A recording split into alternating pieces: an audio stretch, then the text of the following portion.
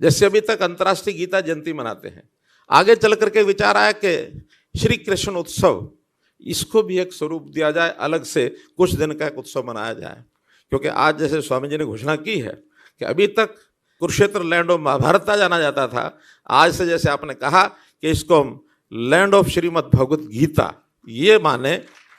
मैं तो एक कदम और आगे बढ़ करके भी कहूँगा कि लैंड ऑफ श्रीमद् भागवत गीता तो हो ही गई,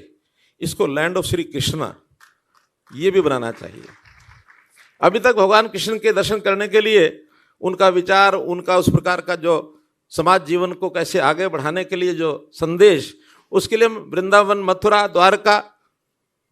श्री कृष्ण जी को जानने के लिए वहाँ जाते हैं। हमारा कहना है कि कृष्ण जी को जानने के लिए कुरुक्षेत्र में भी आना चाहिए, क्योंकि विचार तो उन्होंने जो वास्तव में एक संदेश, एक ज्ञान पुस्तक के नाते दिया, वो तो यही है। उनकी बाकी जो लीलाएं हैं वो सब स्थानों पर मिलती हैं, लेकिन जो सही संदेश है वो कुरुक्षेत्र में उन्होंने दिया है। हमने जैसे आज ये एक प्रतिमा जिसका लगभग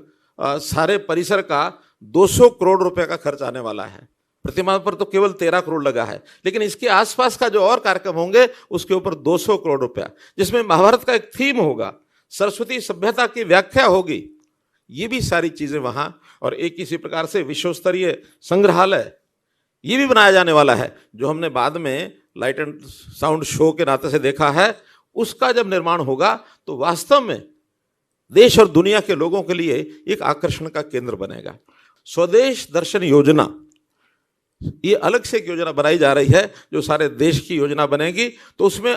अलग अलग